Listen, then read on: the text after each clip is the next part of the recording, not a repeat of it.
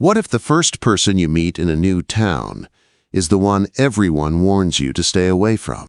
That was the question running through Lily Blackburn's mind on the morning she arrived in Willow Creek. The cold barrel of a shotgun pressed against Lily's back as she walked down the quiet main street, the pressure sharp enough to make her gasp. A rough voice spoke close to her ear, low and threatening. "Keep walking, miss. Nice and slow. We're going to the bank." It was early morning in Willow Creek, Wyoming in 1878. The town was just beginning to wake up. A few shop doors were being unlocked, and the dust on the road glowed in the soft morning sun. Lily was only 22 and had come here for a fresh start as the new schoolteacher. She had never imagined her first day would begin with a gun to her back. "I have nothing of value," she whispered, her voice shaking. "Be quiet," the man hissed. "You're my ticket into that bank. No one shoots at a man holding a lady." Lily's heart pounded as he pushed her toward the small bank. Her boots scraped across the dirt as fear filled her chest. She had left her life in Boston behind to escape strict rules and find freedom. Instead, she had walked into danger. Before they reached the bank doors, a strong voice called out from across the street. "I'd think twice if I were you." The robber jerked Lily around, using her as a shield. Standing in the middle of the road was a tall man with broad shoulders. His dark hair hung just past his collar, and his eyes were cold like a stormy sky. His stance was calm, but his hand hovered near the gun on his hip, ready to draw. "Stay out of this, York," the robber yelled. "Can't do that, Fletcher," the stranger replied. "Let the lady go." People peeked through windows and stepped outside to watch. The tension was so thick Lily could hardly breathe. Fletcher's grip tightened. "I'll shoot her," Fletcher shouted, his voice shaking now. The man named York lifted his chin. "No, you won't. You're scared, not stupid." What happened next was a blur. York drew his gun so fast, Lily barely saw him move. A shot fired, and Fletcher screamed as the bullet hit his shoulder. The pressure at Lily's back disappeared. She stumbled forward as Fletcher fell to the ground. The sheriff and his deputy rushed over and grabbed the injured robber. York walked toward Lily, but he stopped a few steps away to give her space. His deep voice softened. "You hurt, ma'am?" Lily stared at the man who had just saved her life. "No, I don't think so, thank you." He tipped his hat politely. "Name's Jack York. You must be Miss Blackburn, the new schoolteacher." Lily blinked. "How did you know my name?" A faint smile touched his lips. "Small towns don't keep secrets long. Welcome to Willow Creek." Before Lily could say more, an older woman hurried over and wrapped an arm around her shoulders. "Oh, you poor dear. What a terrible welcome. Come along, I'll make you tea," she said, guiding Lily away. The woman introduced herself as Martha Wilson, the doctor's wife. As they walked, Martha leaned closer. "You stay away from that Jack York," she warned. "He may have helped you today, but he's a dangerous man. Rode with an outlaw gang before he came here." Lily looked back. Jack stood talking to the sheriff, tall and steady, sunlight outlining him like a hero in a story. Something inside her argued against Martha's warning. "Dangerous," she repeated. "He's got blood on his hands," Martha whispered. "Men don't change that easy. Keep your distance." But Lily looked back once more. Jack York met her eyes and gave a small nod. She didn't know why, but she couldn't look away. The next morning, Lily was arranging books inside the small schoolhouse when she heard the door creak. She turned, and there he was, Jack York, standing in the doorway with his hat in his hands. "Mr. York," she said, flustered that they were alone. "Miss Blackburn," he nodded. "I stopped by to check you're recovering after yesterday." "I am," she said, placing a book back on the shelf. "Thanks to you."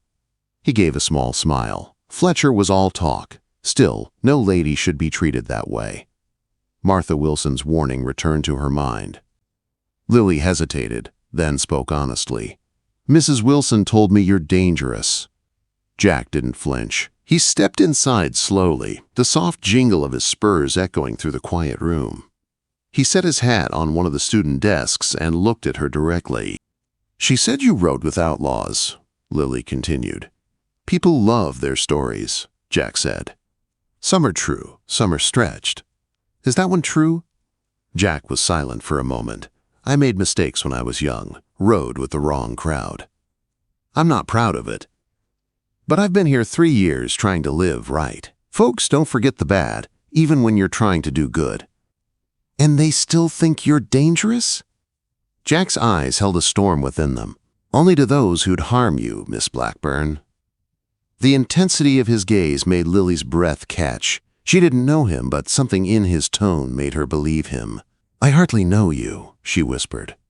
No, he agreed, but I'd like to change that. He paused, hopeful but respectful. Would you allow me to escort you to the town social this Friday night? Lily's heart jumped. She had been raised to avoid men with mystery and dark pasts, yet everything in his eyes said he was a protector, not a threat. I'll consider it, she said softly. Jack nodded, accepting her caution. Then I'll stop by Friday at 7. You can give me your answer then. He turned to leave, but she called after him. Mr. York, why did you really come today? He paused in the doorway. Because the new schoolteacher seemed like someone worth knowing. And I hoped you wouldn't believe everything people say. He walked away, leaving Lily with her heart beating faster than before. All week, Lily struggled to focus on preparing the schoolhouse. Every time she thought of Jack York, her stomach fluttered. Everyone she met in town had an opinion about him. Most warned her. Some whispered. A few spoke kindly. By Friday evening, she had made her decision. When Jack knocked, Lily opened the door wearing her best light blue dress. Jack stood there, cleaned up, hair combed, dressed neatly for the social. You look beautiful, Miss Blackburn, he said, his voice warm. Thank you, Mr. York, she replied. I would be pleased to attend the social with you. As they walked inside the town hall, people stared. Jack leaned slightly toward her. Should have warned you, he said quietly. Being seen with me might cause a stir. I'm not scared of gossip, Lily said, though her heart raced. Jack gave a hint of a smile. Then you're braver than most. When the band began to play, Jack extended his hand. Would you care to dance? Lily placed her hand in his. Yes, I would. And as they moved around the floor, she realized she felt more safe in Jack York's arms than she had felt with anyone in her life. The evening at the town social turned out far better than Lily expected. At first, many people stared, whispering behind hands, watching her and Jack with open curiosity. But as the evening went on, Lily saw that some of the looks changed. They saw how Jack treated her with respect, never leaving her alone, never speaking over her, and always keeping a polite distance unless she welcomed it. When the music paused, Lily and Jack stepped aside for refreshments. Lily smiled at him. You dance very well, Mr. York. Jack gave a small grin. For an ex-outlaw, you mean? Lily felt embarrassed. I didn't mean to say it like that. It's all right, Jack said gently. It's true. I learned a lot of things during those years. Most of them I don't want to remember.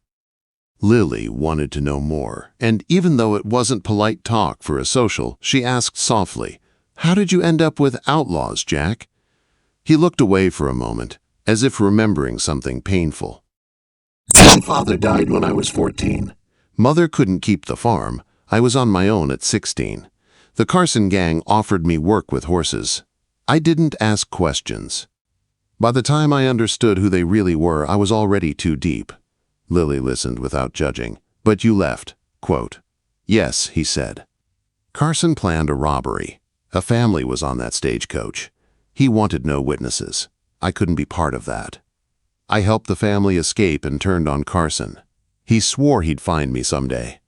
Before Lily could respond, a sharp voice interrupted them. Lily, dear, a word. Quote, It was Martha Wilson. She ignored Jack and pulled Lily a few steps away. What are you thinking? Martha hissed. Coming here with him. Your job requires good judgment. If the school board thinks you lack moral sense, they can replace you.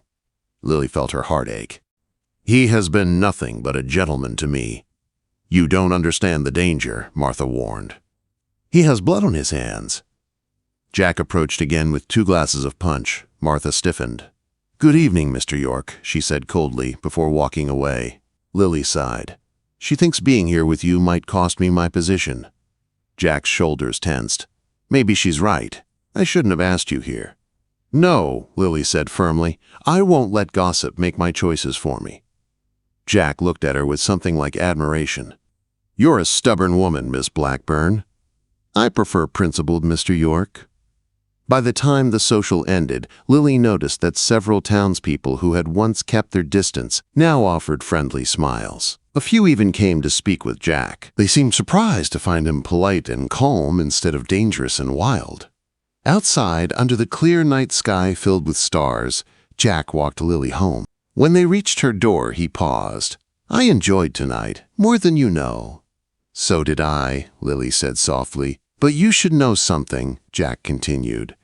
"Carson won't forget I turned on him. If he comes looking, anyone close to me could be in danger." Lily stepped closer. "Is that why you stay alone?" Jack nodded. "I didn't want anyone to get hurt because of me." Lily surprised herself by taking his hand. "I'm not afraid of you, Jack." Jack's voice grew warm. "Then call me Jack, and I'll call you Lily." She smiled. "Good night, Jack." "Good night, Lily." The days that followed were full of new routines. Jack often walked her home after school, or waited to ride with her to a peaceful lake outside town. It became their secret place. They talked for hours by the water's edge, sharing stories of their pasts and dreams for their future. The town slowly softened toward Jack. Sheriff Hayes often stopped to chat with them, and his approval helped others relax. Some still whispered, but Lily no longer cared. One late afternoon, Jack took Lily riding again. The lake sparkled under the warm sun. Jack unpacked bread, cheese, and apples. Lily noticed he looked nervous. "I've been offered a job," Jack said finally. "Driving cattle to Wyoming for the Bryn Ridge Ranch. It's good money, enough to make plans with." Lily's stomach tightened. "How long will you be gone?" 3 weeks, maybe 4. "So soon?" "I leave tomorrow morning." The words hit Lily hard. She tried to hide her worry. "Will it be dangerous?" "No more than usual," Jack said. "But when I come back, I want us to talk about us, about what this could be." Lily felt her cheeks warm. "And what do you think it is?" Quote. Jack touched her cheek gently. "Something I never thought I'd have. A chance at a different life." Lily leaned closer. "I don't think you're dangerous anymore, Jack." Jack gave a soft smile. "Then maybe you haven't been paying attention." He kissed her. The kiss was gentle at first, then full of the feelings they'd been holding back for weeks. When they pulled apart, Jack rested his forehead on hers. "I've wanted to do that since the night of the social." "Why didn't you?" Lily whispered. "Because once I started, I didn't think I could stop." When Jack left the next morning, Lily stood outside the schoolhouse and watched him ride away. She whispered to herself, "Come back to me." The first 3 weeks passed slowly.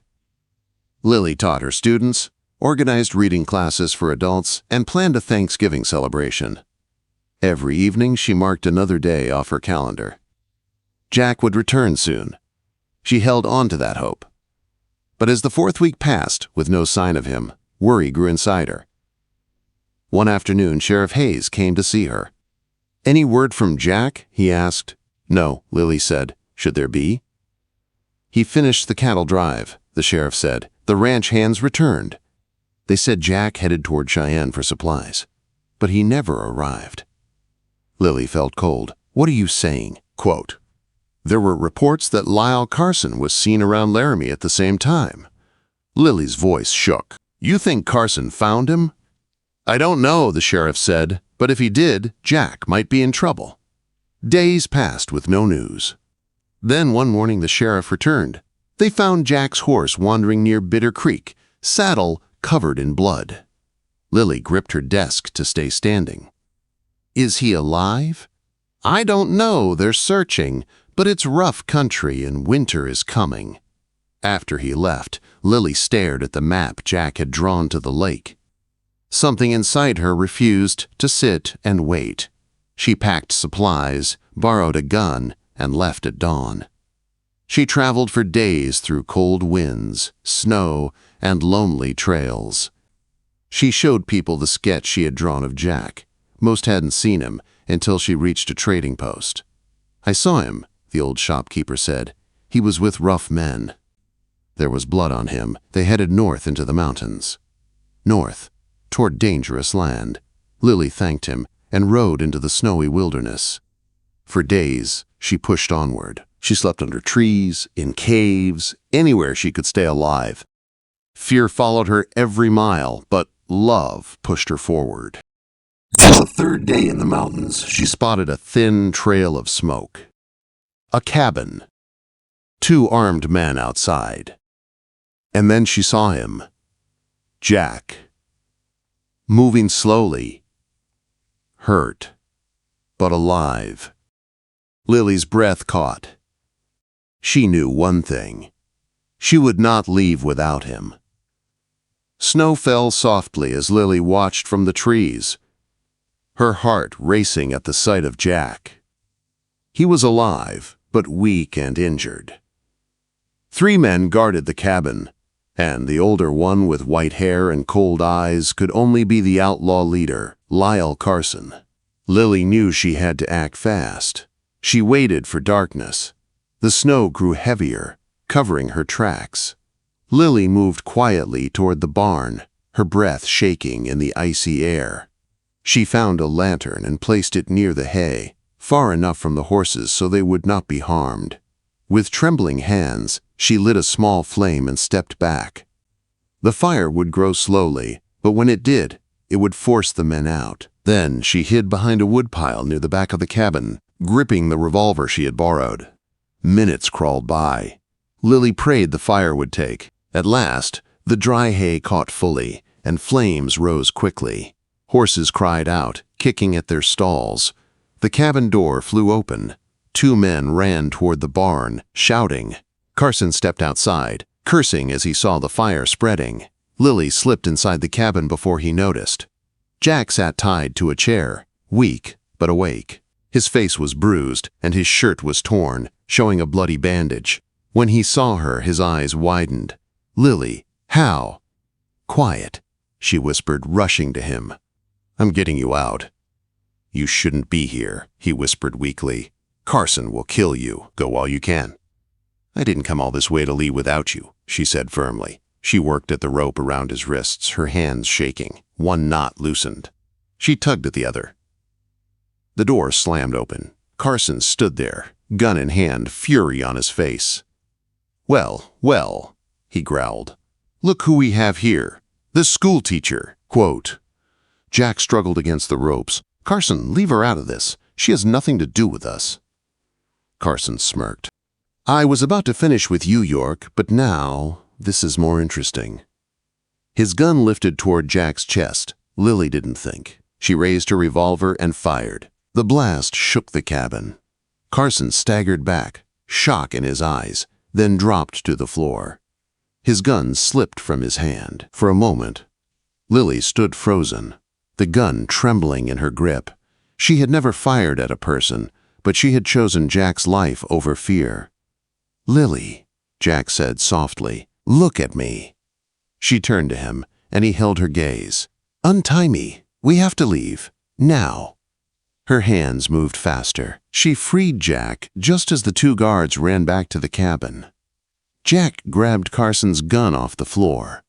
"Carson's dead," Jack shouted through the door. "Enough blood has been spilled. Let us go." The 2 men hesitated, unsure. Then one of them spoke. "If Carson's gone, we're done with this. Take your chance and leave." Jack nodded, helping Lily outside. They saddled 2 horses quickly, and Lily helped Jack onto his. Snow stung their faces as they rode into the night. Hours later, they reached an old line shack. Lily helped Jack inside. He was shaking with pain and cold. She lit a fire, cooked what little food she found, and cleaned his wounds. They were worse than she feared. "You shouldn't have come," Jack whispered weakly as she stitched his side. "I had to," Lily said. "I couldn't live with myself if I hadn't tried." Jack caught her hand. "You crossed mountains for me. You could have died." "And you saved me the day I arrived in Willow Creek," she reminded him. "We're even." Jack shook his head. "Not even close. Lily, you're the first person who ever believed I could be better than my past." Her heart swelled at his words. When the bandage was secure, she sat beside him. Jack took a slow breath. "I love you, Lily," he said. "I think I loved you from the moment you didn't look at me with fear." Tears filled her eyes. "I love you too, Jack. Enough to face outlaws and snowstorms for you." Jack smiled weakly. "When we get back, marry me." Lily's breath caught. "Is that a promise or a wish?" "A hope," he whispered. She squeezed his hand. "Yes, Jack. I'll marry you." 2 weeks later, they returned to Willow Creek. Sheriff Hayes met them first, relief washing over his face. When the town learned Lily had saved Jack from Carson, everything changed. Those who once doubted Jack now saw the truth. He was a man who had run from a dark past to build a new life, and Lily was the woman who helped him keep it. They married on Christmas Day in the small-town church. Lily wore a simple white dress, and Jack stood tall beside her, healed and smiling, no longer alone. The town celebrated with them. Martha Wilson offered a quiet apology, and Lily accepted it. 5 years passed. Lily and Jack built a family and a small ranch outside town. They had 2 children, and their home was full of love and laughter. The shadows of the past were gone. Jack was known not as an outlaw, but as a loyal husband, father, and respected member of the community. One evening, Lily stood on the porch watching Jack teach their son to ride a pony. Their daughter reached for her, giggling. Jack kissed their child's forehead and looked at Lily with that same warm gaze she remembered from the night of the social. "They told me you were dangerous," Lily said with a soft smile. Jack walked to her and wrapped an arm around her. "Only to those who'd harm you," he replied. And he had kept that promise from the first day to this moment, with love that had changed both of their lives forever.